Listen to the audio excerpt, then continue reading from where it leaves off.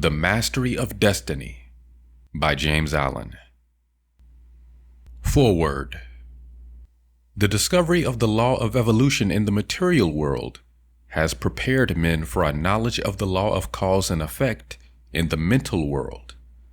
Thought is not less orderly and progressive than the material forms which embody thought, and not alone cells and atoms, but thoughts and deeds are charged with a cumulative and selective energy.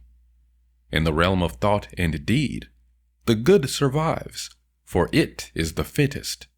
The evil ultimately perishes. To know that the perfect law of causation is all-embracing in mind, as in matter, is to be relieved from all anxiety concerning the ultimate destiny of individuals and of humanity. For man is man and master of his fate, and the will in man which is conquering the knowledge of the natural law will conquer the knowledge of the spiritual law. The will which, in ignorance, chooses evil will, as wisdom evolves and emerges, choose good. In a universe of law, the final mastery of evil by man is assured. His lesser destinies of separation and sorrow, defeat and death, are but disciplinary steps leading to the great destiny of triumphant mastery. He himself is unconsciously building, albeit with lacerated hands and labor-bowed form, the temple of glory, which is to afford him an eternal habitation of peace. In this volume, I have tried to set down some words indicative of this law and this destiny, and the manner of its working and its building, and have arranged the subject matter as to make the book a companion volume to the Life Triumphant. The first 6 and the last chapters first appeared in the Bibby's Quarterly and the Bibby's Annual, and it is by kind permission of the editor, Mr. Joseph Bibby, that they are now brought together and published in volume form, the other 3 chapters having been added to make the book consecutive and complete. James Allen. Deeds, Character, and Destiny. There is, and always has been, a widespread belief in fate, or destiny, that is, in an eternal and inscrutable power which apportions definite ends to both individuals and nations. This belief has arisen from long observation of the facts of life. Men are conscious that there are certain occurrences which they cannot control and are powerless to avert. Birth and death, for instance, are inevitable, and many of the incidents of life appear equally inevitable. Men strain every nerve for the attainment of certain ends, and gradually they become conscious of a power which seems to be not of themselves, which frustrates their puny efforts and laughs, as it were, at their fruitless striving and struggle. As men advance in life, they learn to submit, more or less, to this overruling power which they do not understand, perceiving only its effects in themselves and the world around them, and they call it by various names, such as God, Providence, Fate, Destiny, etc. Men of contemplation, such as poets and philosophers, step aside, as it were, to watch the movements of this mysterious power as it seems to elevate its favorites on the one hand and strike down its victims on the other, without reference to merit or demerit. The greatest poets, especially the dramatic poets, represent this power in their works, as they have observed it in nature. The Greek and Roman dramatists usually depict their heroes as having foreknowledge of their fate and taking means to escape it, but by so doing they blindly involve themselves in a series of consequences which bring about the doom which they were trying to avert. Shakespeare's characters, on the other hand, are represented, as in nature, with no foreknowledge, except in the form of presentiment of their particular destiny. Thus, according to the poets, whether the man knows his fate or not, he cannot avert it, and every conscious or unconscious act of his is a step towards it. Omar Khayyam's moving finger is a vivid expression of this idea of fate. The moving finger writes, and having writ, moves on. Nor all thy piety nor wit shall lure it back to cancel half a line, nor all thy tears wash out a word of it. Thus, men in all nations and times have experienced in their lives the action of this inevitable power or law, and in our nation today, this experience has been crystallized in the terse proverb, "Man proposes, God disposes." But, contradictory as it may appear, there is an equally widespread belief in man's responsibility as a free agent. All moral teaching is an affirmation of man's freedom to choose his course and mold his destiny, and man's patient and untiring efforts in achieving his ends are declarations of consciousness of freedom and power.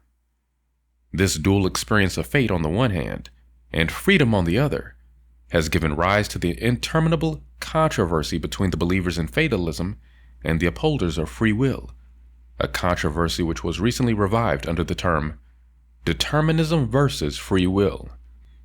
Between apparently conflicting extremes, there is always a middle way of balance, justice, or compensation which, while it includes both extremes, cannot be said to be either one or the other, and which brings both into harmony. And this middle way is the point of contact between two extremes. Truth cannot be a partisan, but, by its nature, is the reconciler of extremes. And so, in the matter which we are considering, there is a golden mean which brings fate and free will into close relationship, wherein, indeed, it is seen that these two indisputable facts in human life, for such they are but two aspects of one central law, one unifying and all-embracing principle, namely, the law of causation in its moral aspect. Moral causation necessitates both fate and free will, both individual responsibility and individual predestination, for the law of causes must also be the law of effects, and cause and effect must always be equal.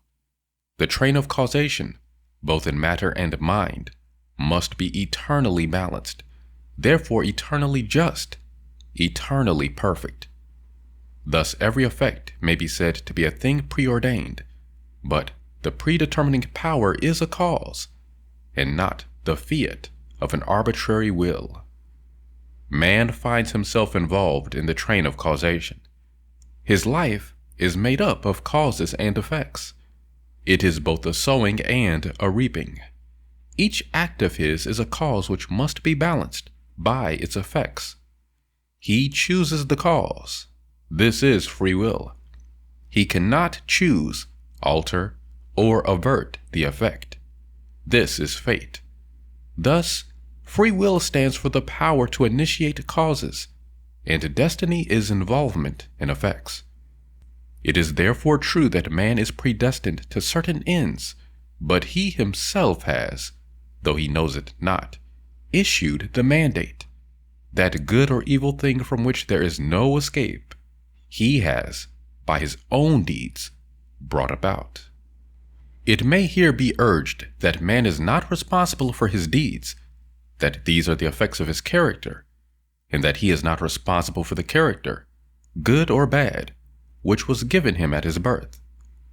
If character was given him at birth, this would be true, and there would then be no moral law, and no need for moral teaching. But characters are not given ready-made. They are evolved. They are, indeed, effects, the products of the moral law itself, that is, the products of deeds.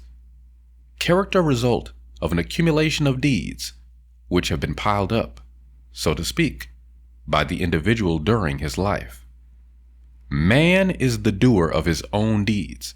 As such, he is the maker of his own character, and as the doer of his deeds and the maker of his character, he is the molder and shaper of his destiny. He has the power to modify and alter his deeds, and every time he acts, he modifies his character, and with the modification of his character for good or evil, he is predetermining for himself new destinies disastrous or beneficent, in accordance with the nature of his deeds. Character is destiny itself. As a fixed combination of deeds, it bears within itself the results of those deeds. These results lie hidden as moral seeds in the dark recesses of the character, awaiting their season of germination, growth, and fruitage. Those things which befall a man are the reflections of himself, that destiny which pursued him, which he was powerless to escape by effort or avert by prayer, was the relentless ghoul of his own wrong deeds demanding and enforcing restitution. Those blessings and curses which come to him unbidden are the reverberating echoes of the sounds which he himself sent forth.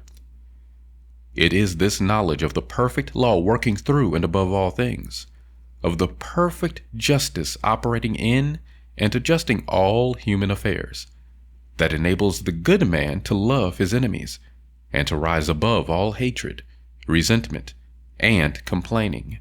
For he knows that only his own can come to him, and that, though he be surrounded by persecutors, his enemies are but the blind instruments of a faultless retribution, and so he blames them not, but calmly receives his accounts, and patiently pays his moral debts. But this is not all. He does not merely pay his debts. He takes care not to contract any further debts. He watches himself and makes his deeds faultless. While paying off evil accounts, he is laying up good accounts.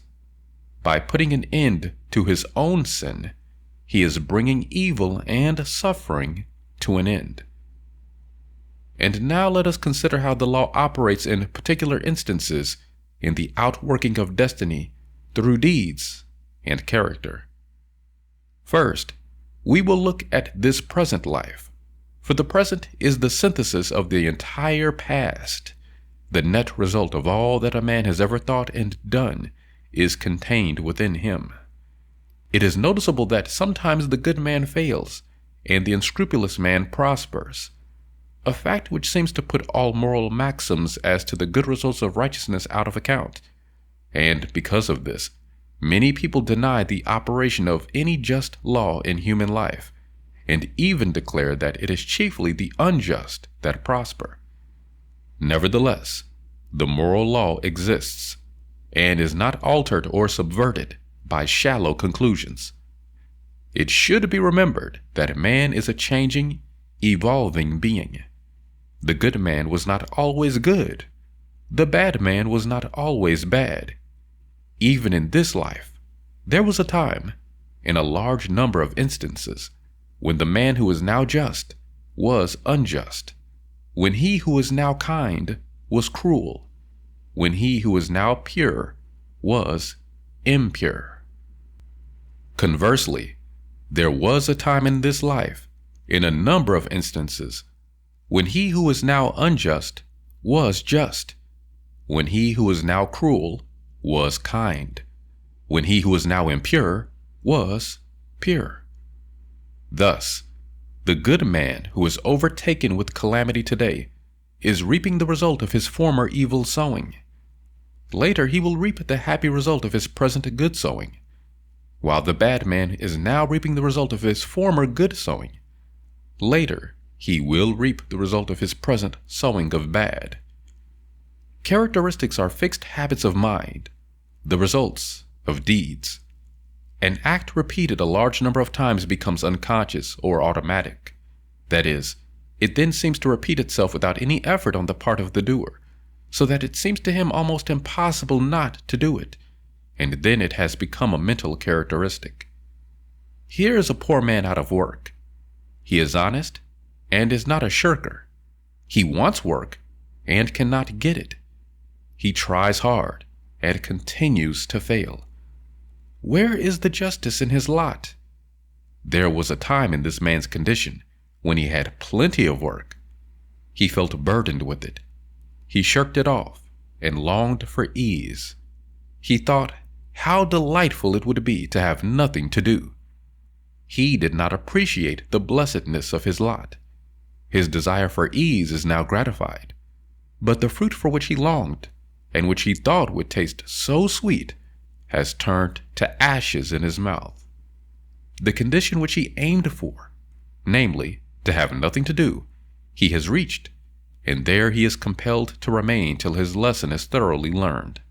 And he is surely learning that habitual ease is degrading, that to have nothing to do is a condition of wretchedness, and that work is a noble and blessed thing. His former desires and deeds have brought him where he is, and now his present desire for work, his ceaseless searching and asking for it, will just as surely bring about its own beneficent result. No longer desiring idleness, his present condition will, as an effect, the cause of which is no longer propagated, soon pass away, and he will obtain employment. And if his whole mind is now set on work, and he desires it above all else, then when it comes he will be overwhelmed with it. It will flow into him from all sides, and he will prosper in his industry. Then, if he does not understand the law of cause and effect in human life, he will wonder why work comes to him apparently unsought, while others who seek it strenuously fail to obtain it. Nothing comes unbidden. Where the shadow is, there also is the substance. That which comes to the individual is the product of his own deeds. As cheerful industry leads to greater industry and increasing prosperity, and labor shirked or undertaken discontentedly leads to a lesser degree of labor and decreasing prosperity, so with all the varied conditions of life as we see them, they are the destinies wrought by the thoughts and deeds of each particular individual. So also with the vast variety of characters, they are the ripening and ripened growth of the sowing of seeds. As the individual reaps what he sows, so the nation, being a community of individuals, reaps also what it sows. Nations become great when their leaders are just men. They fall and fade when their just men pass away. Those who are in power set an example, good or bad, for the entire nation. Great will be the peace and prosperity of a nation when there shall arise within it a line of statesmen who, having first established themselves in a lofty integrity of character, shall direct the energies of the nation toward the culture of virtue and development of character, knowing that only through personal industry, integrity, and nobility can national prosperity proceed. Still, above all, is the great law, calmly and with infallible justice, meting out to mortals their fleeting destinies, tear-stained or smiling, the fabric of their hands. Life is a great school for the development of character, and all, through strife and struggle, vice and virtue, success and failure, are slowly but surely learning the lessons of wisdom. The science of self-control. We live in a scientific age. Men of science are numbered by thousands, and they are ceaselessly searching, analyzing, and experimenting with a view to discovery and the increase of knowledge. The shelves of our libraries, both public and private, are heavy with their load of imposing volumes on scientific subjects, and the wonderful achievements of modern science are always before us, whether in our homes or in our streets, in country or town, on land or sea. There shall we have before us some marvelous device, some recent accomplishment of science, for adding to our comfort, increasing our speed, or saving the labor of our hands. And yet, with all our vast store of scientific knowledge, and its startling and rapidly increasing results in the world of discovery and invention, there is, in this age, one branch of science which has so far fallen into decay as to have become almost forgotten. a science, nevertheless, which is of greater importance than all the other sciences combined, and without which all science would but subserve the ends of selfishness and aid in man's destruction. I refer to the science of self-control. Our modern scientists study the elements and forces which are outside themselves, with the object of controlling and utilizing them. The ancients studied the elements and forces which were within themselves, with the view to controlling and utilizing them, and the ancients produced such mighty masters of knowledge in this direction that to this day they are held in reverence as gods, and the vast religious organizations of the world are based upon their achievements. Wonderful as are the forces in nature, they are vastly inferior to that combination of intelligent forces which comprise the mind of man, and which dominate and direct the blind mechanical forces of nature. Therefore, it follows that, to understand, control, and direct the inner forces of passion, desire, will, and intellect, is to be in possession of the destinies of men and nations. As in ordinary science, there are, in this divine science, degrees of attainment, and a man is great in knowledge, great in himself, and great in his influence on the world, in the measure that he is great in self-control. He who understands and dominates the forces of external nature is the natural scientist, but he who understands and dominates the internal forces of the mind is the divine scientist, and the laws which operate in gaining a knowledge of external appearances operate also in gaining a knowledge of internal varieties. A man cannot become an accomplished scientist in a few weeks or months, nay, not even in a few years, but only after many years of painstaking investigation can he speak with authority and be ranked among the masters of science.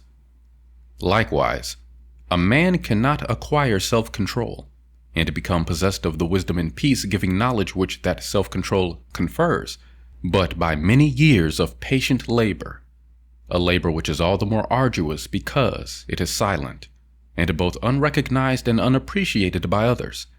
And he who would pursue this science successfully must learn to stand alone and to toil unrewarded as far as any outward endowment is concerned. The natural scientist pursues, in acquiring his particular kind of knowledge, the following 5 orderly and sequential steps. 1. Observation. That is, he closely and persistently observes the facts of nature.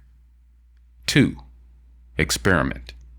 Having become acquainted, by repeated observations, with certain facts, he experiments with those facts, with a view to the discovery of natural laws. He puts his facts through rigid processes of analysis, and so finds out what is useless and what of value, and he rejects the former and retains the latter. 3. Classification. Having accumulated and verified a mass of facts by numberless observations and experiments, he commences to classify those facts, to arrange them in orderly groups with the object of discovering some underlying law, some hidden and unifying principle, which governs, regulates, and binds together these facts. 4. Deduction. Thus he passes on to the 4th step of deduction. From the facts and results which are before him, he discovers certain invariable modes of action, and thus reveals the hidden laws of things. 5. Knowledge. Having proven and established certain laws, it may be said of such a man that he knows. He is a scientist, a man of knowledge. But the attainment of scientific knowledge is not the end, great as it is. Men do not attain knowledge for themselves alone, nor to keep it locked secretly in their hearts, like a beautiful jewel in a dark chest. The end of such knowledge is use, service, the increase of the comfort and happiness of the world. Thus, when a man has become a scientist, he gives the world the benefit of his knowledge, and unselfishly bestows upon mankind the results of all his labors. Thus, beyond knowledge, there is a further step of use, that is, the right and unselfish use of the knowledge acquired, the application of knowledge to an invention for the common yield. It will be noted that the 5 steps or processes enumerated follow an orderly succession, and that no man can become a scientist who omits any one of them. Without the first step of systematic observation, for instance, he could not even enter the realm of knowledge of nature's secrets. At first, the searcher for such knowledge has before him a universe of things. These things he does not understand. Many of them, indeed, seem to be irreconcilably opposed one to the other, and there is apparent confusion. But by patiently and laboriously pursuing these 5 processes, he discovers the order, nature, and essences of things, perceives the central law or laws which bind them together in harmonious relationship, and so puts an end to confusion and ignorance. As with the natural scientist, so with the divine scientist, he must pursue, with the same self-sacrificing diligence, 5 progressive steps in the attainment of self-knowledge, self-control. These 5 steps are the same as with the natural scientist, but the process is reversed. The mind, instead of being centered upon external things, is turned back upon itself, and the investigations are pursued in the realm of mind, of one's own mind, instead of in that of matter. At first, the searcher for divine knowledge is confronted with that mass of desires, passions, emotions, ideas, and intellections which he calls himself, which is the basis of all his actions, and from which his life proceeds. This combination of invisible yet powerful forces appears confusedly. Some of them stand, apparently, in direct conflict with each other, without any appearance or hope of reconciliation. His mind, in its entirety too, with his life which proceeds from that mind, does not seem to have any equitable relation to many other minds, and lives about him, and altogether there is a condition of pain and confusion from which he would fain escape. Thus, he begins by keenly realizing his state of ignorance, for no one could acquire either natural or divine knowledge if he were convinced that without study or labor he already possessed it. With such perception of one's ignorance, there comes the desire for knowledge, and the novice in self-control enters upon the ascending pathway, in which are the following 5 steps. 1. Introspection. This coincides with the observation of the natural scientist. The mental eye is turned like a searchlight upon the inner things of the mind, and its subtle and ever-varying processes are observed and carefully noted. This stepping aside from selfish gratifications, from the excitements of worldly pleasures and ambitions, in order to observe, with the object of understanding one's nature, is the beginning of self-control. Hitherto, the man has been blindly and impotently borne along by the impulses of his nature, the mere creature of things and circumstances. But now he puts a check upon his impulses and, instead of being controlled, begins to control. 2. Self-analysis. Having observed the tendencies of the mind, they are then closely examined and are put through a rigid process of analysis. The evil tendencies, those that produce painful effects, are separated from the good tendencies, those that produce peaceful effects. And the various tendencies, with the particular actions they produce, and the definite results which invariably spring from these actions, are gradually grasped by the understanding, which is at last enabled to follow them in their swift and subtle interplay and profound ramifications. It is a process of testing and proving, and, for the searcher, a period of being tested and proved. 3. Adjustment. By this time, the practical student of things divine has clearly before him every tendency and aspect of his nature, down to the most profound promptings of his mind, and the most subtle motives of his heart. There is not a spot or corner left which he has not explored and illuminated with the light of self-examination. He is familiar with every weak and selfish point, every strong and virtuous quality. It is considered the height of wisdom to be able to see ourselves as others see us, but the practitioner of self-control goes far beyond this. He not only sees himself as others see him, he sees himself as he is. Thus, standing face to face with himself, not striving to hide away from any secret fault, no longer defending himself with pleasant flatteries, neither underrating nor overrating himself or his powers, and no more cursed with self-praise or self-pity, he sees the full magnitude of the task which lies before him, sees dearly ahead the heights of self-control, and knows what work he has to do to reach them. He is no longer in a state of confusion, but has gained a glimpse of the laws which operate in the world of thought, and he now begins to adjust his mind in accordance with those laws. This is a process of weeding, sifting, cleansing. As the farmer weeds, cleans, and prepares the ground for his crops, so the student removes the weeds of evil from his mind, cleanses and purifies it preparatory to sowing the seeds of righteous actions, which shall produce the harvest of a well-ordered life. 4. Righteousness. Having adjusted his thoughts and deeds to those minor laws which operate in mental activities in the production of pain and pleasure, unrest and peace, sorrow and bliss, he now perceives that there is involved in those laws one great central law which, like the law of gravitation in the natural world, is supreme in the world of mind, a law to which all thoughts and deeds are subservient, and by which they are regulated and kept in their proper sphere. This is the law of justice or righteousness, which is universal and supreme. To this law he now conforms. Instead of thinking and acting blindly, as the nature is stimulated and appealed to by outward things, he subordinates his thoughts and deeds to this central principle. He no longer acts from self, but does what is right, what is universally and eternally right. He is no longer the abject slave of his own nature and circumstances. He is the master of his nature and circumstances. He is no longer carried hither and thither on the forces of his mind. He controls and guides those forces to the accomplishment of his purposes.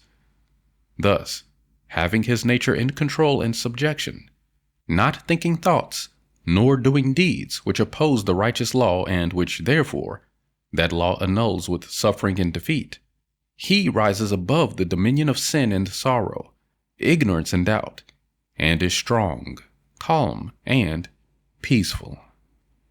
5. Pure knowledge. By thinking right and acting right, he proves, by experience, the existence of the divine law on which the mind is framed, and which is the guiding and unifying principle in all human affairs and events, whether individual or national. Thus, by perfecting himself in self-control, he acquires divine knowledge. He reaches the point where it may be said of him, as of the natural scientist, that he knows. He has mastered the science of self-control and has brought knowledge out of ignorance, order out of confusion. He has acquired that knowledge of self which includes knowledge of all men, that knowledge of one's own life which embraces knowledge of all life, as for all minds are the same in essence, differing only in degree, are framed upon the same law, and the same thoughts and acts, by whatsoever individual they are wrought, will always produce the same results. But this divine and peace-bestowing knowledge, as in the case of the natural scientist, is not gained for oneself alone.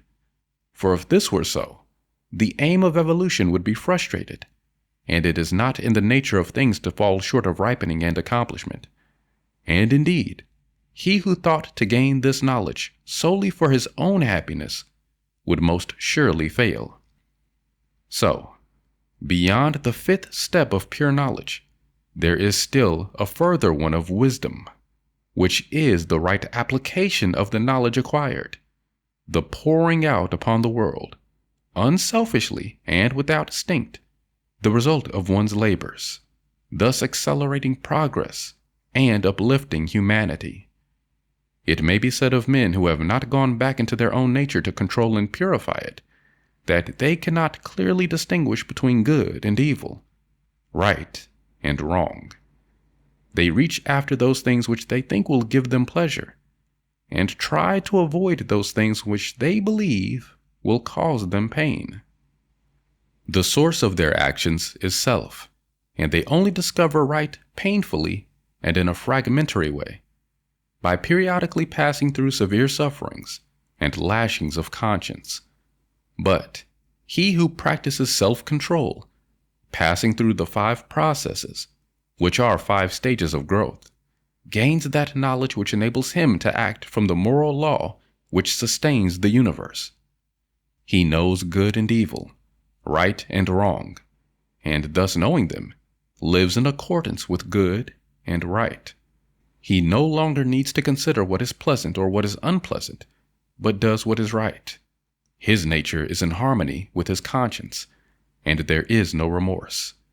His mind is in unison with the great law, and there is no more suffering and sin.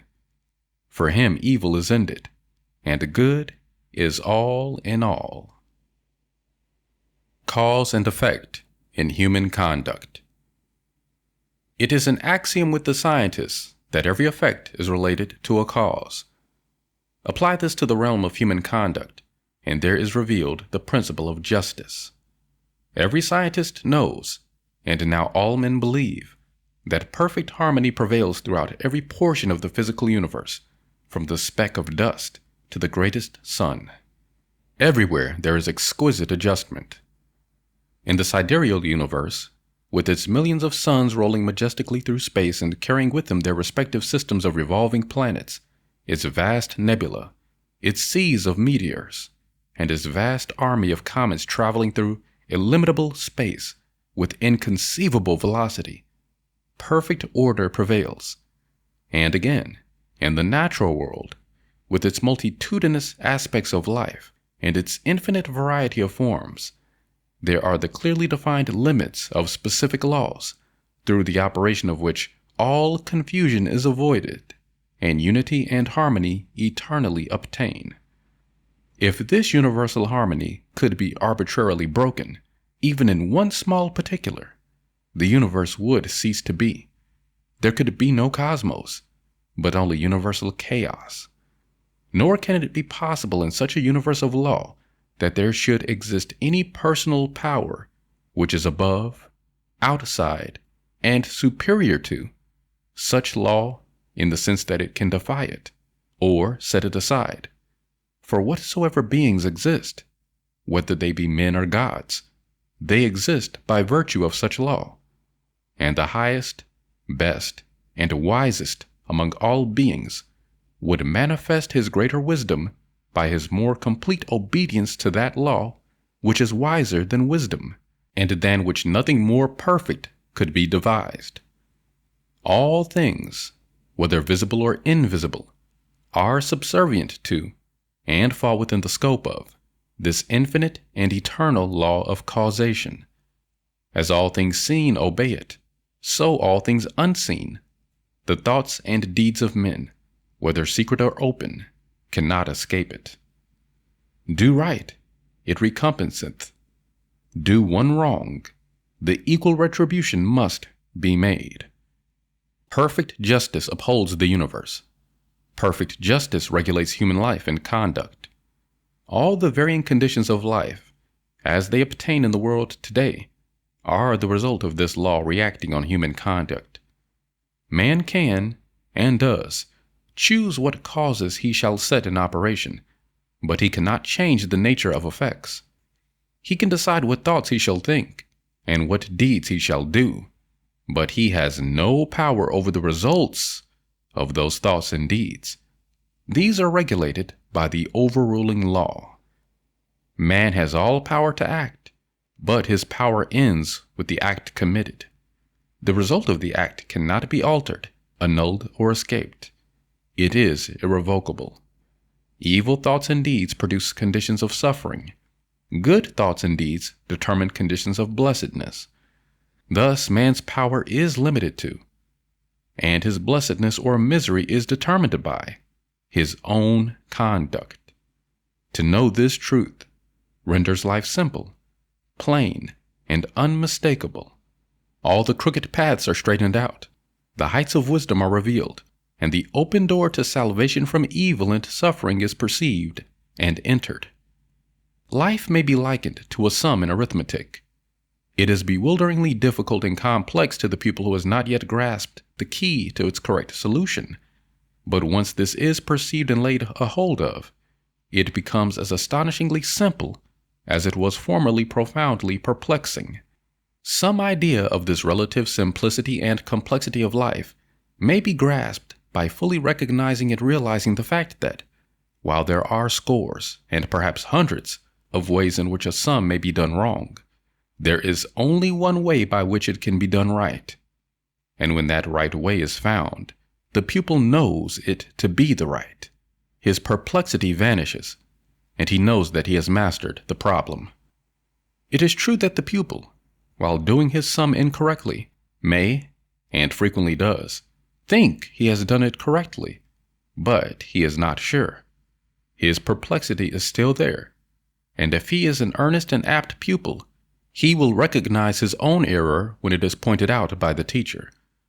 So in life, men may think they are living rightly while they are continuing, through ignorance, to live wrongly. But the presence of doubt, perplexity, and unhappiness are sure indications that the right way has not yet been found. There are foolish and careless pupils who would like to pass a sum as correct before they have acquired a true knowledge of figures, but the eye and skill of the teacher quickly detect and expose the fallacy. So in life there can be no falsifying of results. The eye of the great law reveals and exposes. Twice 5 will make 10 to all eternity, and no amount of ignorance, stupidity, or delusion can bring the result up to 11. If one looks superficially at a piece of cloth, he sees it as a piece of cloth. But if he goes further and inquires into its manufacture and examines it closely and attentively, he sees that it is composed of a combination of individual threads, and that, while all the threads are interdependent, each thread pursues its own way throughout, never becoming confused with its sister thread. It is this entire absence of confusion between the particular threads which constitutes the finished work, a piece of cloth. Any inharmonious commingling of the thread would result in a bundle of waste or a useless rag. Life is like a piece of cloth, and the threads of which it is composed are individual lives. The threads, while being interdependent, are not confounded one with the other. Each follows its own course. Each individual suffers and enjoys the consequences of his own deeds, and not of the deeds of another. The course of each is simple and definite, the whole forming a complicated yet harmonious combination of sequences. There are action and reaction, deed and consequence, cause and effect, and the counterbalancing reaction, consequence, and effect is always an exact ratio with the initiatory impulse.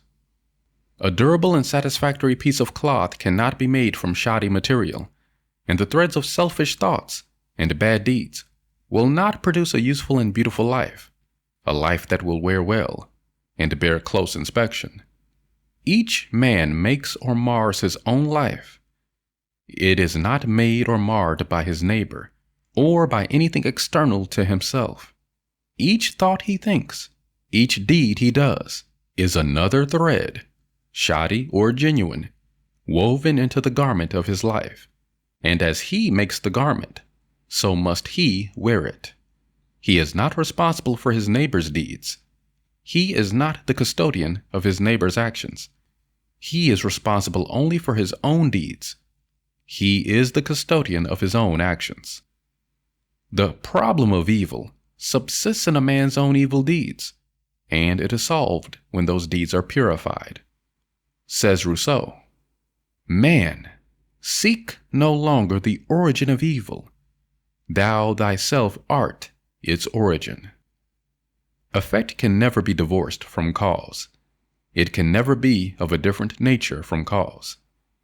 Emerson says, "Justice is not postponed. A perfect equity adjusts the balance in all parts of life." And there is a profound sense in which cause and effect are simultaneous and form one perfect whole. Thus, upon the instant that a man thinks, say, a cruel thought, or does a cruel deed, that same instant he has injured his own mind. He is not the same man he was the previous instant.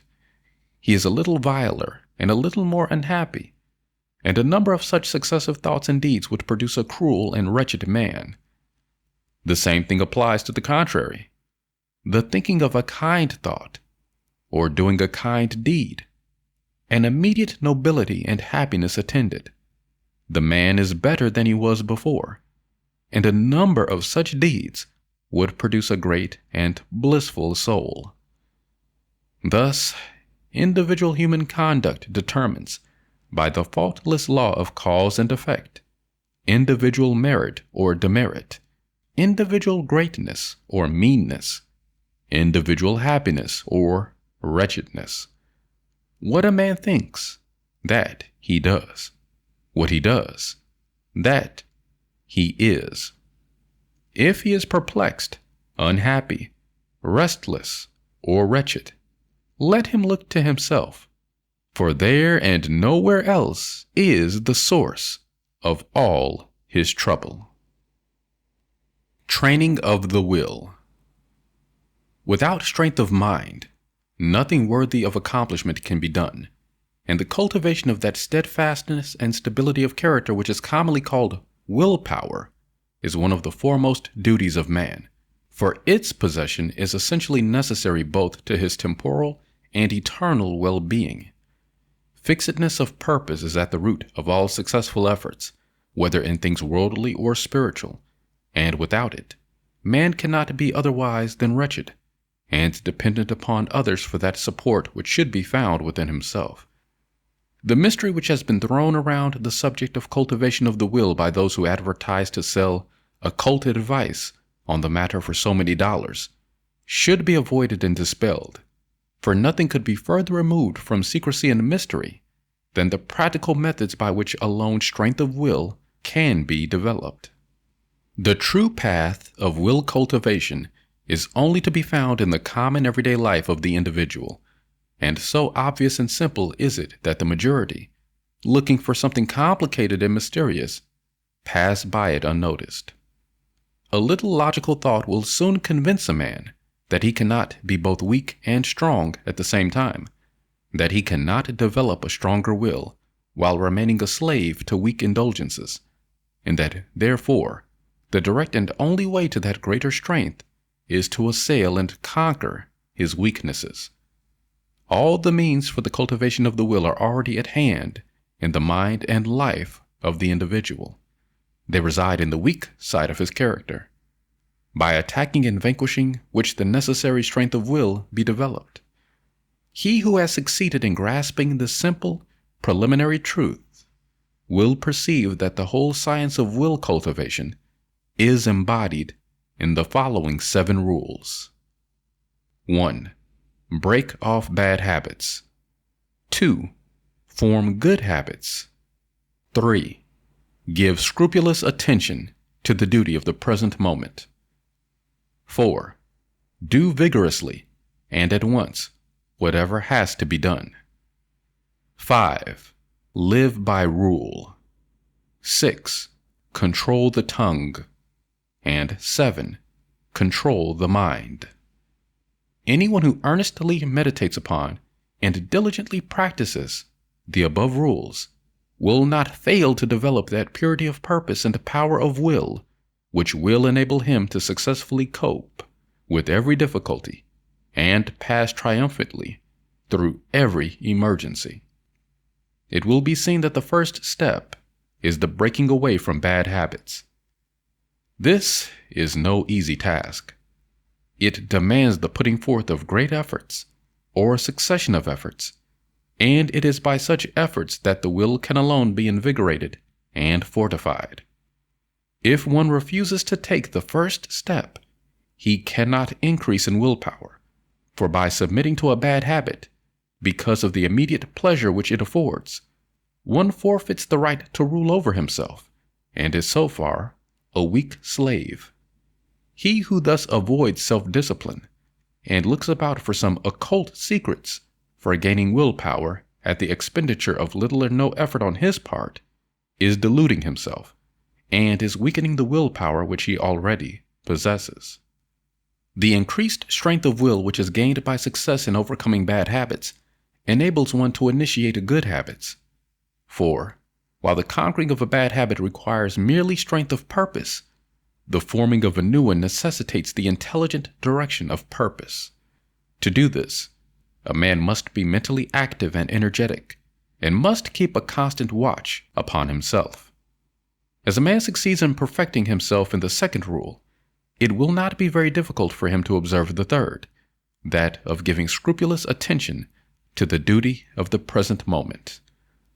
Thoroughness is a step in the development of the will which cannot be passed over. Slipshod work is an indication of weakness. Perfection should be aimed at, even in the smallest task. By not dividing the mind, by giving the whole attention to each separate task as it presents itself, singleness of purpose and intense concentration of mind are gradually gained, two mental powers which give weight and worth of character, and bring repose and joy to their possessor.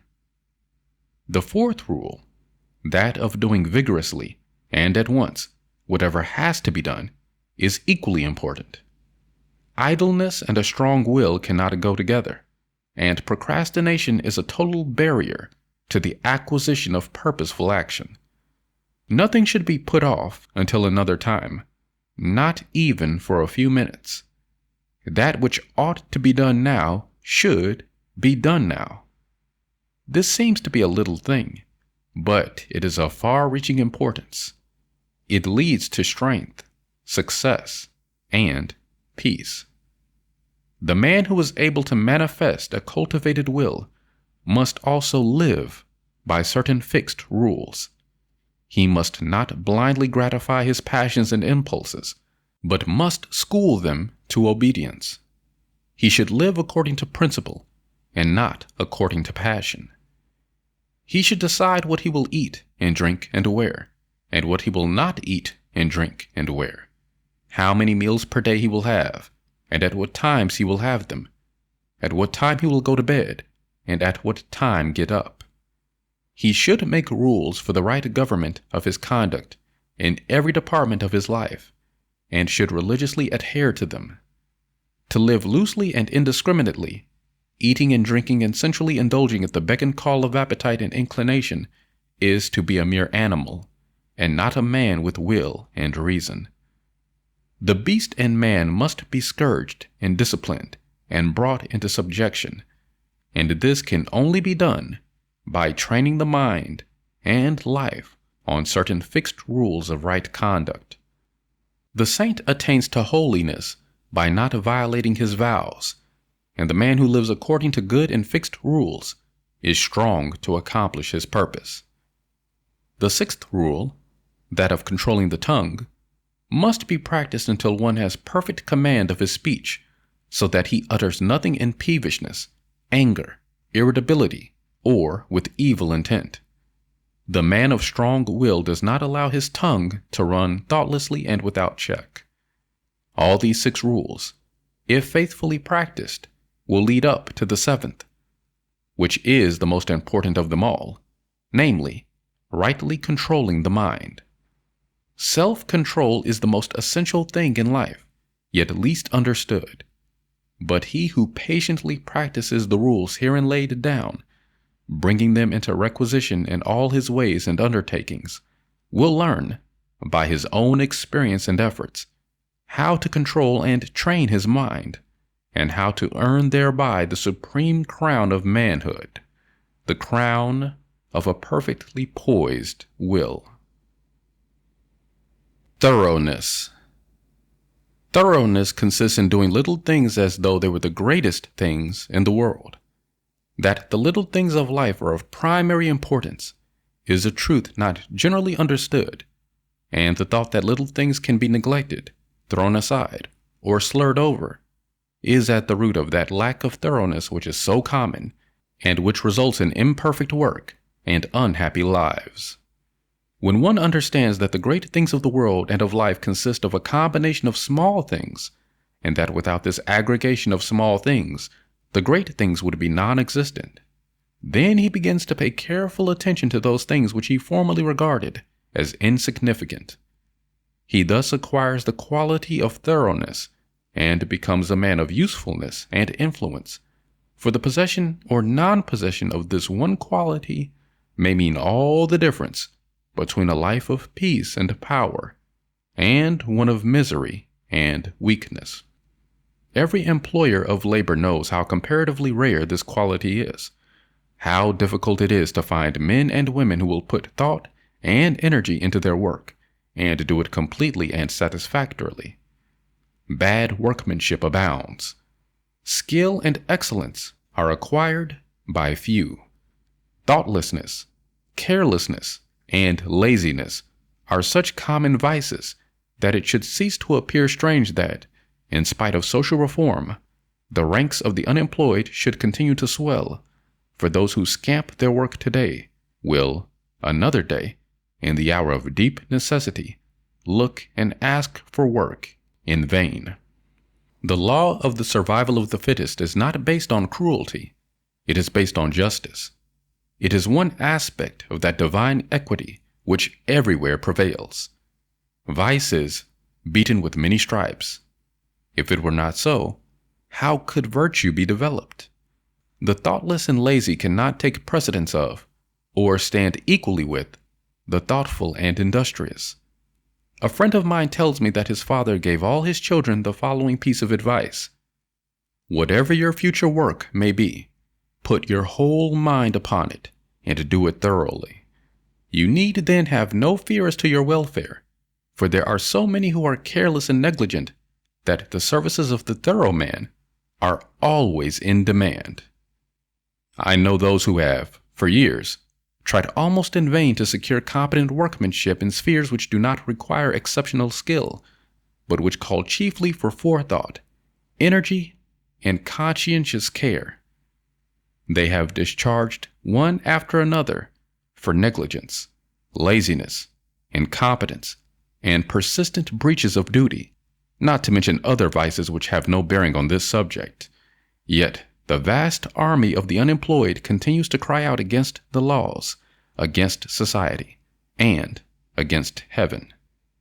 The cause of this common lack of thoroughness is not far to seek. It lies in that thirst for pleasure, which not only creates a distaste for steady labor, but renders one incapable of doing the best work and of properly fulfilling one's duty. A short time ago, a case came under my observation, one of many such, of a poor woman who was given, at her earnest appeal, a responsible and lucrative position. She had been at her post only a few days when she began to talk of the pleasure trips she was going to have now that she had come to that place. She was discharged at the end of a month for negligence and incompetence. As two objects cannot occupy the same space at the same time, so the mind that is occupied with pleasure cannot also be concentrated upon the perfect performance of duty. Pleasure has its own place in time, but its consideration should not be allowed to enter the mind during those hours which should be devoted to duty. Those who, while engaged in their worldly task, are continually dwelling upon anticipated pleasures cannot do otherwise than bungle through their work, or even neglect it when their pleasure seems to be at stake. Thoroughness is completeness, perfection. It means doing a thing so well that there is nothing left to be desired, It means doing one's work, if not better than anyone else can do it, at least not worse than the best that others do. It means the exercise of much thought, the putting forth of great energy, the persistent application of the mind to its task, the cultivation of patience, perseverance, and a high sense of duty. An ancient teacher said, "If anything has to be done, let a man do it. Let him attack it vigorously." And another teacher said, "Whatsoever thy hand findeth to do, do it with thy might." He who lacks thoroughness in his worldly duties will also lack the same quality in spiritual things. He will not improve his character, will be weak and half-hearted in his religion, and will not accomplish any good and useful end. The man who keeps one eye on worldly pleasure and the other on religion, and who thinks he can have the advantage of both conditions, will not be thorough either in his pleasure-seeking or his religion, but will make a sorry business of both. It is better to be a whole-souled worldling than a half-hearted religionist. Better to give the entire mind to a lower thing than half of it to a higher. It is preferable to be thorough, even if it be in a bad or selfish direction, rather than be inefficient and squeamish in good directions, for thoroughness leads more rapidly to the development of character and the acquisition of wisdom. It accelerates progress and unfoldment, and while it leads the bad to something better, it spurs the good to higher and ever higher heights of usefulness and power. Mind building and life building. Everything, both in nature and the works of man, is produced by a process of building. The rock is built up of atoms. The plant, the animal, and man are built up of cells. A house is built of bricks, and a book is built of letters. A world is composed of a large number of forms, and a city of a large number of houses. The arts, sciences, and institutions of a nation are built up by the efforts of individuals. The history of a nation is the building of its deeds. The process of building necessitates the alternative process of breaking down. Old forms that have served their purpose are broken up, and the material of which they are composed enters into new combinations. There is reciprocal integration and disintegration. In all compounded bodies, old cells are ceaselessly being broken up, and new cells are formed to take their place. The works of man also require to be continually renewed until they have become old and useless, when they are torn down in order that some better purpose may be served. These two processes of breaking down and building up in nature are called death and life. In the artificial works of man, they are called destruction and restoration. This dual process, which obtains universally in things visible, also obtains universally in things invisible. As a body is built of cells, and a house of bricks, so a man's mind is built of thoughts. The various characters of men are none other than compounds of thoughts of varying combinations. Herein we see the deep truth of the saying, "As a man thinketh in his heart, so is he." Individual characteristics are fixed processes of thought. That is, they are fixed in the sense that they have become such an integral part of the character that they can only be altered or removed by a protracted effort of the will and by much self-discipline. Character is built in the same way as a tree or a house is built, namely, by the ceaseless addition of new material, and that material is thought.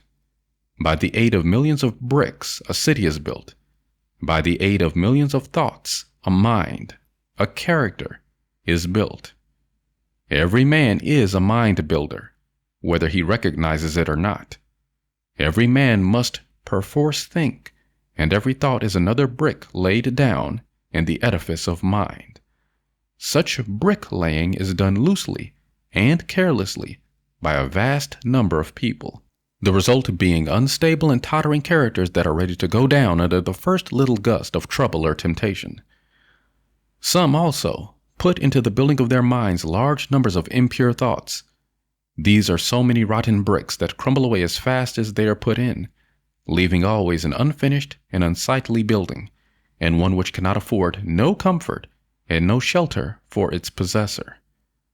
Debilitating thoughts about one's health, enervating thoughts concerning unlawful pleasures, weakening thoughts of failure, and sickly thoughts of self-pity and self-praise are useless bricks with which no substantial mind temple can be raised. Pure thoughts, wisely chosen and well placed, are so many durable bricks which will never crumble away, and from which a finished and beautiful building, and one which affords comfort and shelter for its possessor, can be rapidly erected. Bracing thoughts of strength, of confidence, of duty, inspiring thoughts of a large, free, unfettered, and unselfish life are useful bricks with which a substantial mind temple can be raised, and the building of such a temple necessitates that old and useless habits of thought be broken down and destroyed. Build thee more stately mansions, O my soul, as the swift seasons roll. Each man is the builder of himself. If he is the occupant of a jerry-built hovel of a mind that lets in the rains of many troubles, and through which blow the keen winds of oft-recurring disappointments, let him get to work to build a more noble mansion, which will afford him better protection against those mental elements. Trying to weakly shift the responsibility for this jerry-building onto the devil, or his forefathers, or anything or anybody but himself, will neither add to his comfort nor help him to build a better habitation. When he wakes up to a sense of his responsibility and an approximate estimate of his power, then he will commence to build like a true workman, and will produce a symmetrical and finished character that will endure and be cherished by posterity, and which, while affording a never-failing protection for himself, will continue to give shelter to many a struggling one when he has passed away. The whole visible universe is framed on a few mathematical principles. All the wonderful works of man in the material world have been brought about by the rigid observation of a few underlying principles, and all that there is to the making of a successful, happy, and beautiful life is the knowledge and application of a few simple root principles. If a man is to erect a building that is to resist the fiercest storms, he must build it on a simple mathematical principle or law, such as the square or the circle. If he ignores this, his edifice will topple down even before it is finished. Likewise, if a man is to build up a successful, strong, and exemplary life, a life that will stoutly resist the fiercest storms of adversity and temptation, it must be framed on a few simple, undeviating moral principles. 4 of these principles are justice, rectitude, sincerity, and kindness. These 4 ethical truths are to the making of a life what the 4 lines of a square are to the building of a house. If a man ignores them and thinks to obtain success and happiness and peace by injustice, trickery, and selfishness, he is in the position of a builder who imagines he can build a strong and durable habitation while ignoring the relative arrangement of mathematical lines, and he will, in the end, obtain only disappointment and failure. He may for a time make money, which will delude him into believing that injustice and dishonesty pay well, but in reality, his life is so weak and unstable that it is ready at any moment to fall, and when a critical period comes, as come it must, his affairs, his reputation, and his riches crumble to ruins, and he is buried in his own desolation. It is totally impossible for a man to achieve a truly successful and happy life who ignores the 4 moral principles enumerated, whilst the man who scrupulously observes them in all his dealings can no more fail of success and blessedness than the earth can fail of the light and warmth of the sun, so long as it keeps to its lawful orbit. For he is working in harmony with the fundamental laws of the universe. He is building his life on a basis which cannot be altered or overthrown, and, therefore, all that he does will be so strong and durable, and all the parts of his life will be so coherent, harmonious, and firmly knit that it cannot possibly be brought to ruin. In all the universal forms which are built up by the great invisible and unerring power, it will be found that the observance of mathematical law is carried out with unfailing exactitude, down to the most minute detail. The microscope reveals the fact that the infinitely small is as perfect as the infinitely great. A snowflake is as perfect as a star. Likewise, in the erection of a building by man, the strictest attention must be paid to every detail. A foundation must first be laid, and, although it is to be buried and hidden, it must receive the greatest care and be made stronger than any other part of the building. Then, stone upon stone, brick upon brick, is carefully laid with the aid of the plumb line, until at last the building stands complete in its durability, strength, and beauty. Even so it is with the life of a man. He who would have a life secure and blessed, a life freed from the miseries and failures to which so many fall victims, must carry the practice of the moral principles into every detail of his life, into every momentary duty and trivial transaction. In every little thing he need be thorough and honest, neglecting nothing. To neglect or misapply any little detail, be he commercial man, agriculturalist, professional man, or artisan, is the same as neglecting a stone or a brick in a building, and it will be a source of weakness and trouble. The majority of those who fail and come to grief do so through neglecting the apparently insignificant details. It is a common error to suppose that little things can be passed by, and that the greater things are more important and should receive all attention. But a cursory glance at the universe, as well as a little serious reflection on life, will teach the lesson that nothing great can exist which is not made up of small details, and in the composition of which every detail is perfect. He who adopts the four ethical principles as the law and base of his life, who raises the edifice of character upon them, who in his thoughts and words and actions does not wander from them, whose every duty and every passing transaction is performed in strict accordance with their exactions, such a man, laying down the hidden foundation of integrity of heart securely and strongly, cannot fail to raise up a structure which shall bring him honor, and he is building a temple in which he can repose in peace and blessedness, even the strong and beautiful temple of his life.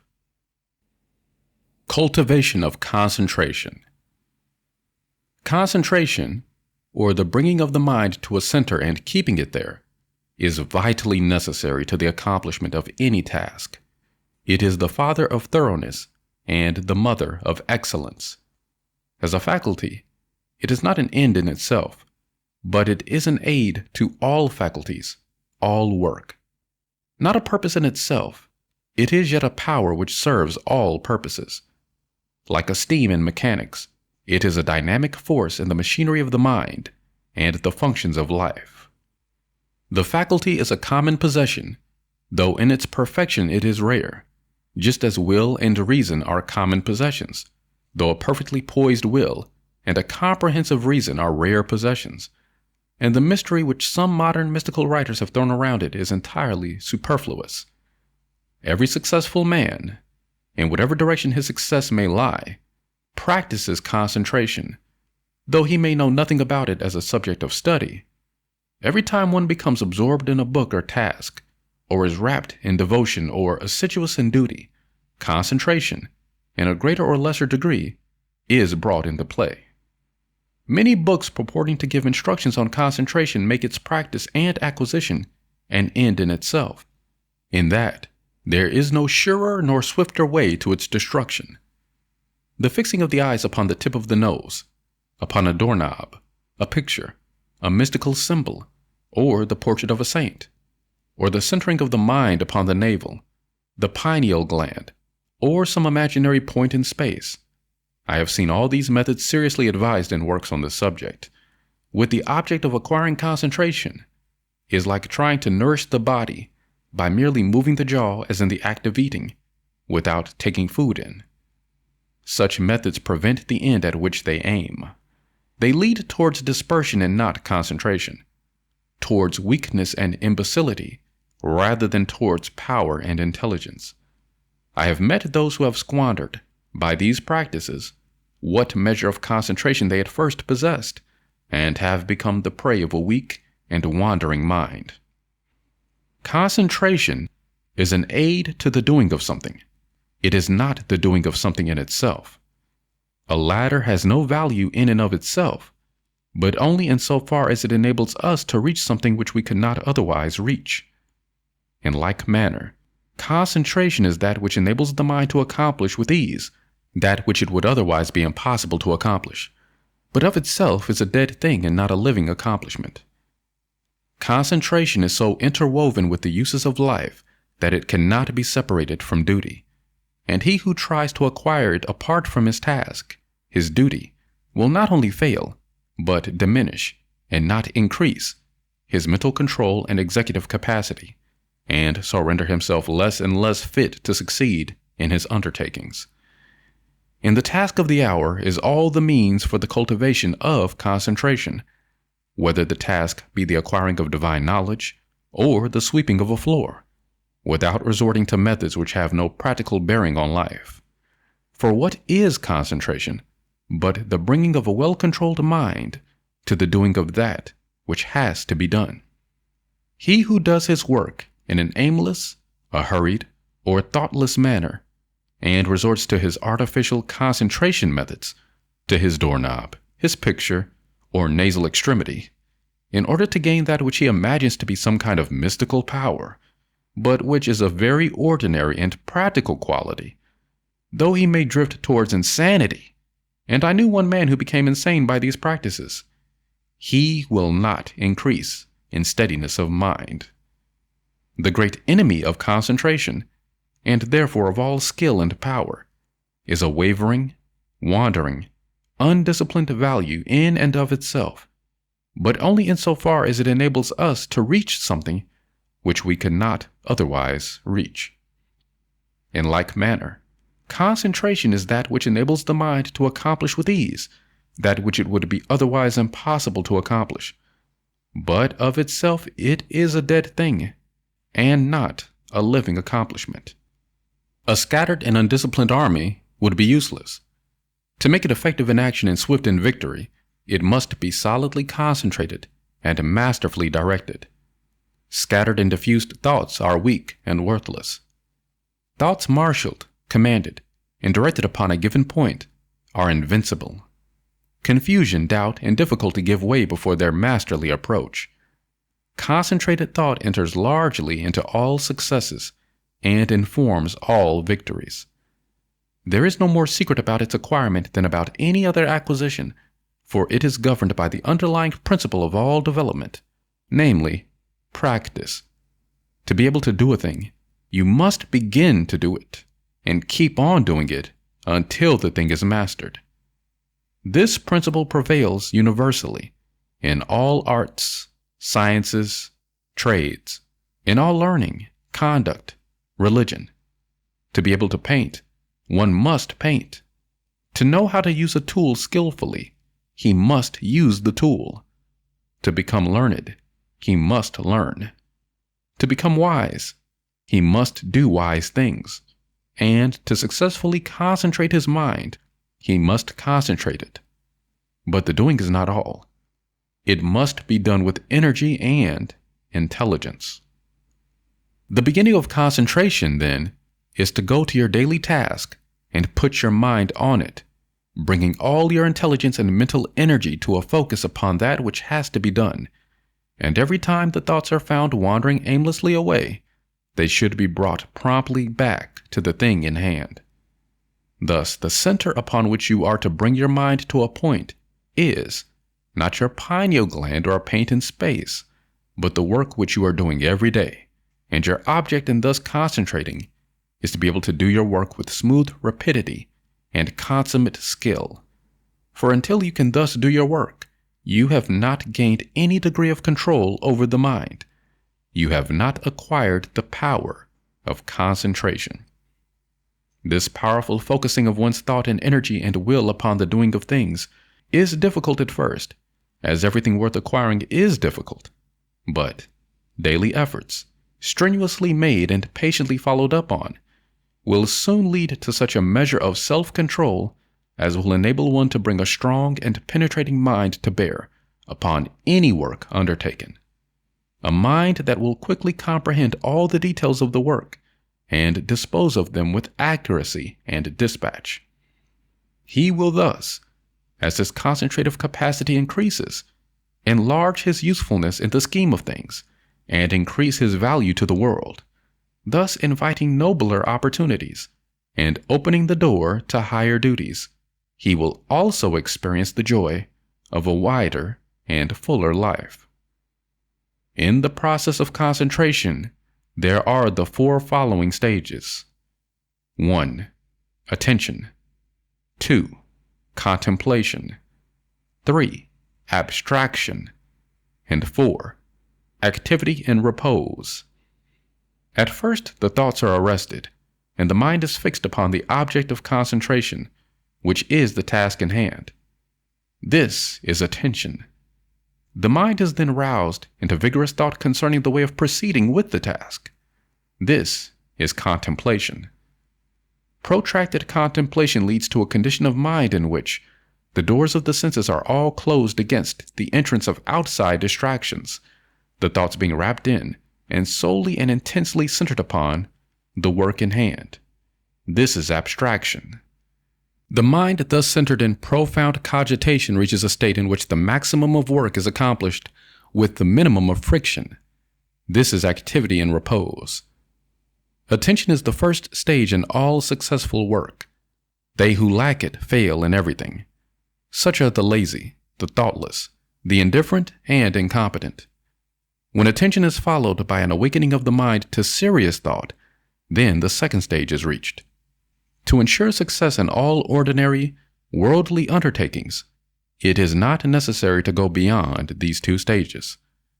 They are reached, in a greater or lesser degree, by all that large army of skilled and competent workers which carries out the work of the world in its manifold departments, and only a comparatively small number reach the third stage of abstraction. For when abstraction is reached, we have entered the sphere of genius. In the first two stages, the work and the mind are separate, and the work is done more or less laboriously and with a degree of friction. But in the third stage, a marriage of the work with the mind takes place. There is a fusion, a union, and the two become one. Then there is a superior efficiency with less labor and friction. In the perfection of the first two stages, the mind is objectively engaged and is easily drawn from its center by external sights and sounds.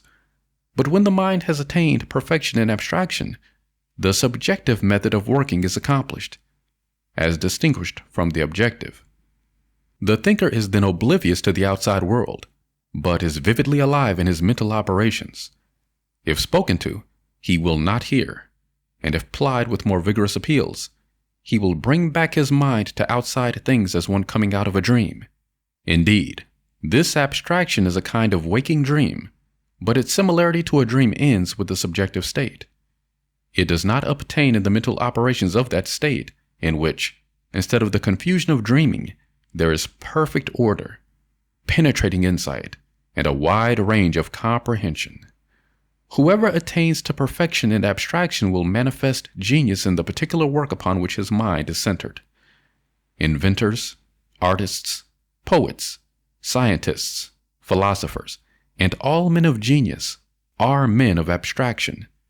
They accomplish subjectively, and with ease, that which the objective workers, men who have not yet attained beyond the second stage in concentration, cannot accomplish with the most strenuous labor. When the fourth stage, that of activity and repose, is attained, then concentration in its perfection is acquired. I am unable to find a single word which will fully express this dual condition of intense activity combined with steadiness or rest, and have therefore employed the term activity in repose.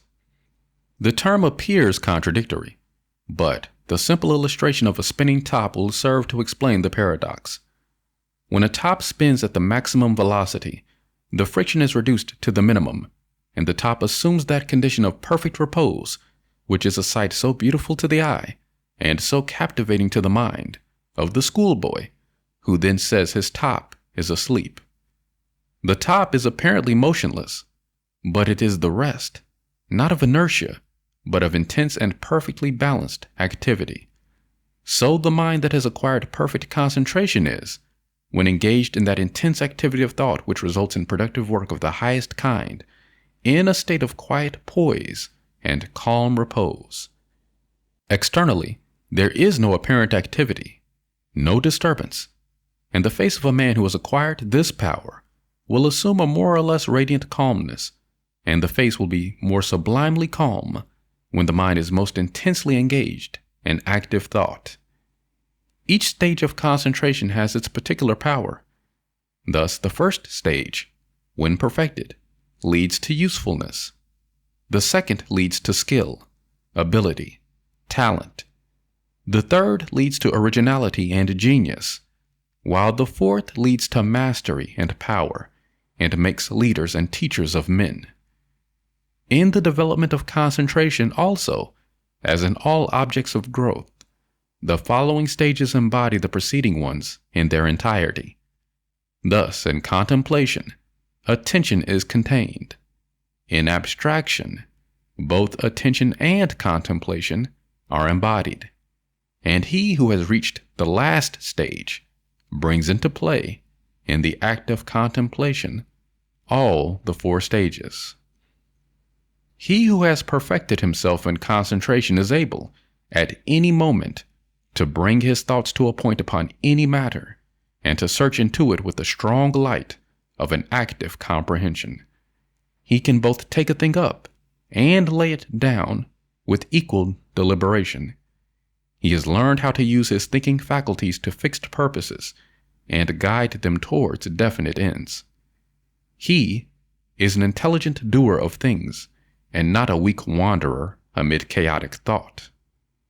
Decision, energy, alertness, as well as deliberation, judgment, and gravity accompany the habit of concentration, and that vigorous mental training which its cultivation involves leads, through ever-increasing usefulness and success in worldly occupations, towards that higher form of concentration called meditation, in which the mind becomes divinely illumined and acquires the heavenly knowledge. Practice of meditation. When aspiration is united to concentration, the result is meditation. When a man intensely desires to reach and realize a higher, purer, and more radiant life than the merely worldly and pleasure-loving life, he engages in aspiration, and when he earnestly concentrates his thoughts upon the finding of that life, he practices meditation. Without intense aspiration, there can be no meditation. Lethargy and indifference are fatal to its practice. The more intense the nature of a man, the more readily he will find meditation, and the more successfully will he practice it. A fiery nature will most rapidly scale the heights of truth in meditation when its aspirations have become sufficiently awakened.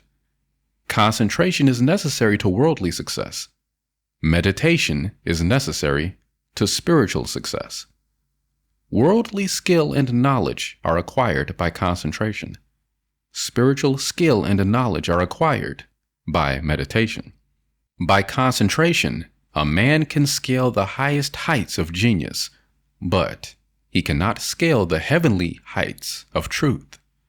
To accomplish this, he must meditate. By concentration, a man may acquire the wonderful comprehension and vast power of a Caesar. By meditation, he may reach the divine wisdom and perfect peace of a Buddha. The perfection of concentration is power, the perfection of meditation is wisdom. By concentration, men acquire skill in the doing of the things of life, in science, art, trade, etc. But by meditation, they acquire skill in life itself, in right living, enlightenment, wisdom, etc. Saints, sages, saviors, wise men, and divine teachers are the finished products of holy meditation. The 4 stages in concentration are brought into play in meditation, the difference between the 2 powers being one of direction and not of nature. Meditation is therefore spiritual concentration, the bringing of the mind to a focus in its search for the divine knowledge, the divine life, the intense dwelling in thought on truth. Thus a man aspires to know and realize, above all things else, the truth. He then gives attention to conduct, to life, to self-purification. Giving attention to these things, he passes into serious contemplation of the facts, problems, and mystery of life. Thus contemplating, he comes to love truth so fully and intensely as to become wholly absorbed in it. The mind is drawn away from its wanderings in a multitude of desires, and, solving one by one the problems of life, realizes that profound union with truth, which is the state of abstraction. And thus absorbed in truth, there is that balance and poise of character, that divine action in repose, which is the abiding calm and peace of an emancipated and enlightened mind. Meditation is more difficult to practice than concentration because it involves a much more severe self-discipline than that which is obtained in concentration. A man can practice concentration without purifying his heart and life, whereas the process of purification is inseparable from meditation. The object of meditation is divine enlightenment, the attainment of truth, and is therefore interwoven with practical purity and righteousness. Thus, while at first the time spent in actual meditation is short, perhaps only half an hour in the early morning, the knowledge gained in that half hour of vivid aspiration and concentrated thought is embodied in practice during the whole day. In meditation, therefore, the entire life of a man is involved, and as he advances in its practice, he becomes more and more fitted to perform the duties of life in the circumstances in which he may be placed, for he becomes stronger, holier, calmer, and wiser. The principle of meditation is twofold, namely, 1. Purification of the heart by repetitive thought on pure things, and 2. Attainment of divine knowledge by embodying such purity in practical life.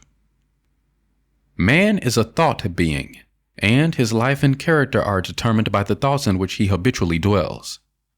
By practice, association, and habit, thoughts tend to repeat themselves with greater and greater ease and frequency, and so fix the character in a given direction by producing that automatic action which is called habit.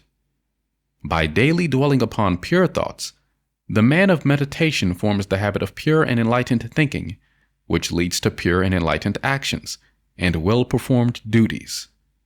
By the ceaseless repetition of pure thoughts, he at last becomes one with those thoughts and is a purified being, manifesting his attainment in pure actions in a serene and wise life.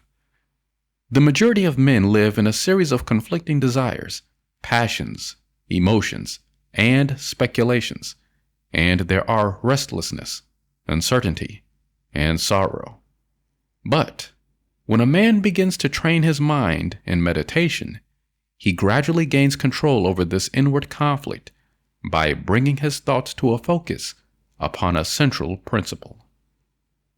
In this way, the old habits of impure and erroneous thought and action are broken up, and the new habits of pure and enlightened thought and action are formed. The man becomes more and more reconciled to truth, and there is increasing harmony and insight, a growing perfection and peace. A powerful and lofty aspiration towards truth is always accompanied with a keen sense of the sorrow and brevity and mystery of life. And until this condition of mind is reached, meditation is impossible. Merely musing, or whiling away the time in idle dreaming, habits to which the word meditation is frequently applied, are very far removed from meditation, in the lofty spiritual sense which we attach to that condition.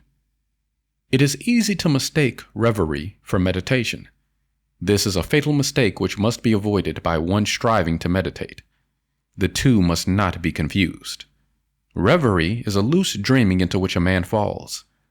Meditation is a strong, purposeful thinking into which a man rises. Reverie is easy and pleasurable. Meditation is at first difficult and irksome. Reverie thrives in indolence and luxury. Meditation arises from strenuousness and discipline. Reverie is first alluring, then sensuous, and then sensual. Meditation is first forbidding, then profitable, and then peaceful. Reverie is dangerous. It undermines self-control. Meditation is protective. It establishes self-control. There are certain signs by which one can know whether he is engaging in reverie or meditation. The indications of reverie are: 1. A desire to avoid exertion. 2. A desire to experience the pleasures of dreaming. 3. An increasing distaste for one's worldly duties. 4. A desire to shirk one's worldly responsibilities. 5. Fear of consequences. 6. A wish to get money with as little effort as possible. 7. Lack of self-control. The indications of meditation are: 1. Increase of both physical and mental energy. 2. A strenuous striving after wisdom. 3. A decrease of irksomeness in the performance of duty. 4. A fixed determination to faithfully fulfill all worldly responsibilities. 5. Freedom from fear. 6. Indifference to riches. And 7. Possession of self-control. There are certain times, places, and conditions in and under which it is impossible to meditate, others wherein it is difficult to meditate, and others wherein meditation is rendered more accessible. And these, which should be known and carefully observed, are as follows: times, places, and conditions in which meditation is impossible. 1. At or immediately after meals. 2. In places of pleasure. 3. In crowded places. 4. While walking rapidly. 5. While lying in bed in the morning. 6. While smoking. And 7. While lying on a couch or bed for physical or mental relaxation. Times, places, and conditions in which meditation is difficult. 1. At night. 2. In a luxuriously furnished room. 3. While sitting on a soft, yielding seat. 4. While wearing gay clothing. 5. When in company. 6. When the body is weary. And 7. If the body is given too much food. Times, places, and conditions in which it is best to meditate. 1. Very early in the morning. 2. Immediately before meals. 3. In solitude. 4. In the open air or in a plainly furnished room. 5. While sitting on a hard seat. 6. When the body is strong and vigorous. And 7. When the body is modestly and plainly clothed. It will be seen by the foregoing instructions that ease, luxury, and indulgence, which induce reverie, render meditation difficult, and when strongly pronounced, make it impossible, while strenuousness, discipline, and self-denial, which dispel reverie, make meditation comparatively easy. The body, too, should be neither overfed nor starved, neither in rags nor flauntingly clothed. It should not be tired, but should be at its highest point of energy and strength, as the holding of the mind to a concentrated train of subtle and lofty thought requires a high degree of both physical and mental energy. Aspiration can often best be aroused, and the mind renewed in meditation, by the mental repetition of a lofty precept, a beautiful sentence or a verse of poetry. Indeed, the mind that is ready for meditation will instinctively adopt this practice. Mere mechanical repetition is worthless, and even a hindrance. The words repeated must be so applicable to one's own condition that they are dwelt upon lovingly and with concentrated devotion. In this way, aspiration and concentration harmoniously combine to produce, without undue strain, the state of meditation. All the conditions above stated are of the utmost importance in the early stages of meditation, and should be carefully noted and duly observed by all who are striving to acquire the practice, and those who faithfully follow the instructions, and who strive and persevere, will not fail to gather in due season, the harvest of purity, wisdom, bliss, and peace, and will surely eat of the sweet fruits of holy meditation. The power of purpose. Dispersion is weakness. Concentration is power. Destruction is a process of scattering. Preservation is a process of uniting. Things are useful and thoughts are powerful in the measure that their parts are strongly and intelligently concentrated. Purpose is highly concentrated thought.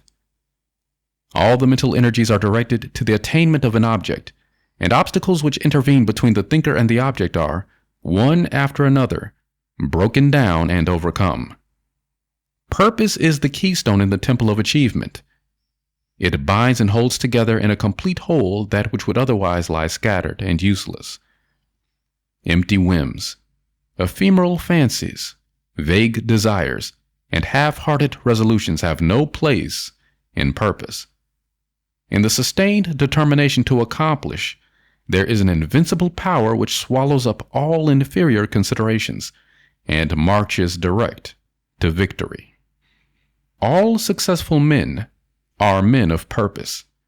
They hold fast to an idea, a project, a plan, and will not let it go.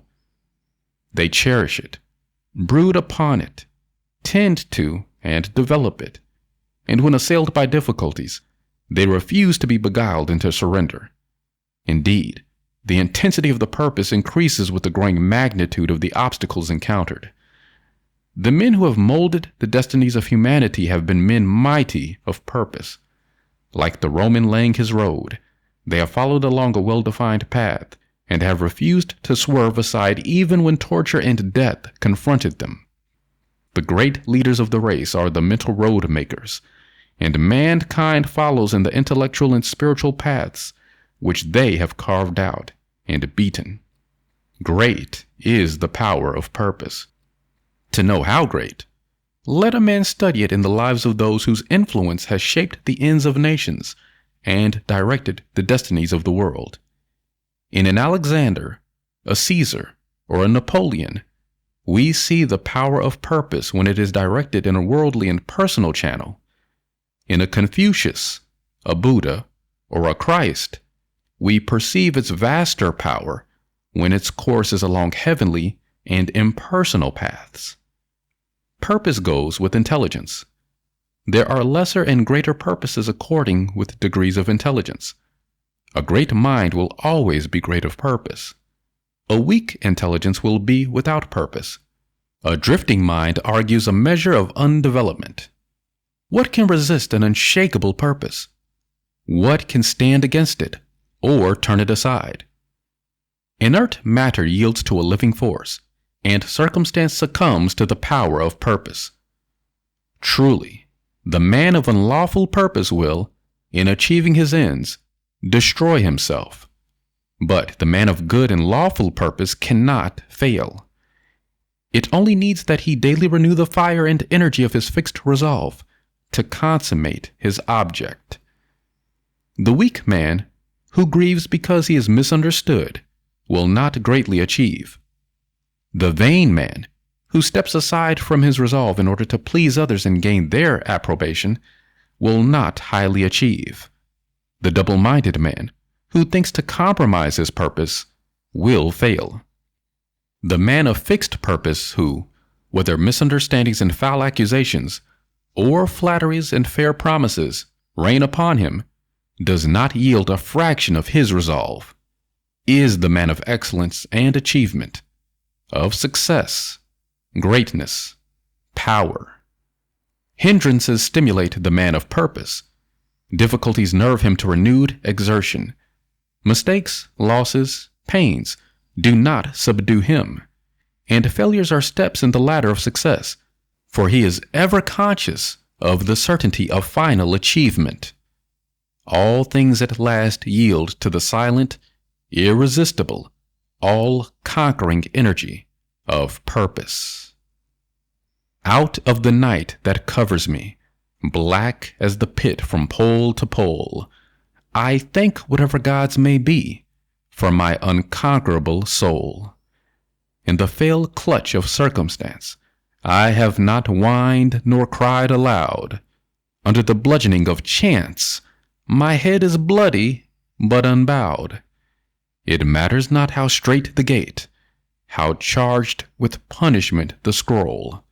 I am the master of my fate. I am the captain of my soul. The joy of accomplishment. Joy is always the accompaniment of a task successfully accomplished. An undertaking completed, or a piece of work done, always brings rest and satisfaction. When a man has done his duty, he is light-hearted and happy, says Emerson. And no matter how insignificant the task may appear, the doing of it faithfully and with whole-souled energy always results in cheerfulness and peace of mind. Of all miserable men, the shirker is the most miserable. Thinking to find ease and happiness in avoiding difficult duties and necessary tasks, which require the expenditure of labor and exertion, his mind is always uneasy and disturbed. He becomes burdened with an inward sense of shame and forfeits manliness and self-respect. He who will not work according to his faculty, let him perish according to his necessity, says Carlyle. And it is a moral law that the man who avoids duty and does not work to the full extent of his capacity does actually perish, first in his character and last in his body and circumstances. Life and action are synonymous, and the moment a man tries to escape exertion, either physical or mental, he has commenced to decay. On the other hand, the energetic increase in life by the full exercise of their powers, by overcoming difficulties, and by bringing to completion tasks which coiled for the strenuous use of mind or muscle. How happy is a child when a school lesson, long labored over, is mastered at last. The athlete, who has trained his body through long months or years of discipline and strain, is richly blessed in his increased health and strength, and is met with rejoicings of his friends when he carries home the prize from the field of contest. After many years of ungrudging toil, the heart of the scholar is gladdened with the advantages and powers which learning bestows. The businessman, grappling incessantly with the difficulties and drawbacks, is amply repaid in the happy assurance of well-earned success, and the horticulturist, vigorously contending with the stubborn soil, sits down at last to eat of the fruits of his labor. Every successful accomplishment, even in worldly things, is repaid with its own measure of joy, and in spiritual things, the joy which supervenes upon the perfection of purpose is sure, deep, and abiding. Great is the heartfelt joy, albeit ineffable, when, after innumerable and apparently unsuccessful attempts, some ingrained fault of character is at last cast out to trouble its erstwhile victim, and the world no more. The striver after virtue, he who is engaged in the holy task of building up a noble character, tastes, at every step of conquest over self, a joy which does not again leave him, but which becomes an integral part of his spiritual nature. All life is a struggle. Both without and within there are conditions against which man must contend. His very existence is a series of efforts and accomplishments, and his right to remain among men as a useful unit of humanity depends upon the measure of his capacity for wrestling successfully with the elements of nature without, or with the enemies of virtue and truth within. It is demanded of man that he shall continue to strive after better things, after greater perfection, after higher and still higher achievements. And in accordance with the measure of his obedience to this demand, does the angel of joy wait upon his footsteps and minister unto him.